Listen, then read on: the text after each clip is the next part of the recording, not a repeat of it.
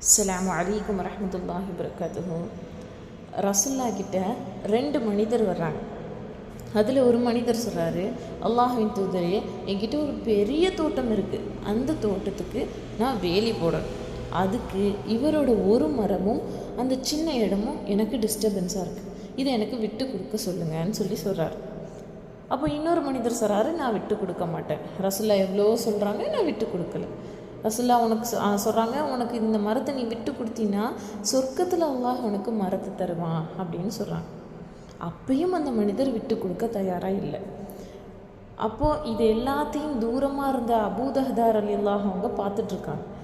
அப்போ போகிற அந்த மனிதரை கூப்பிட்டு சொல்கிறாங்க, என்கிட்ட ஒரு பெரிய தோட்டம் இருக்குது, இந்த தோட்டத்தை நான் உனக்கு தந்துடுறேன், அந்த ஒரு மரத்தையும் அந்த சின்ன இடத்தையும் நீ எனக்கு கொடுத்துட்றியான்னு சொல்லிட்டு வியாபாரம் பேசுகிறேன். எவ்வளோ அழகாதிய வியாபாரம் பாருங்கள், மறுமைக்காக. அப்போ அந்த மனிதர் ஒத்துக்கிறார். யாராக இருந்தாலும் ஒத்துப்பாங்க தானே.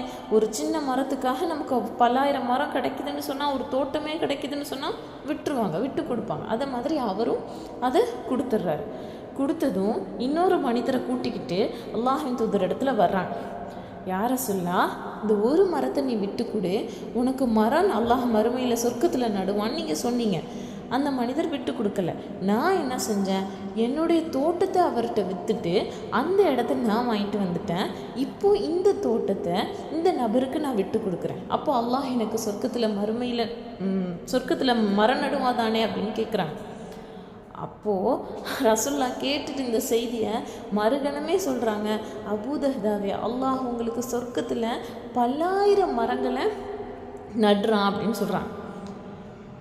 செய்தியில் சிந்திக்க வேண்டிய ஒரு விஷயந்தான், தனக்கு ஒரு மரம் சொர்க்கத்தில் கிடைக்குது, தனக்கு ஒரு சின்ன இடம் சொர்க்கத்தில் கிடைக்குதுங்கிறதுக்காக தன்னுடைய சொத்தையே அந்த சஹாபி விட்டு கொடுக்குறாரு இன்னொரு மனிதருக்கு.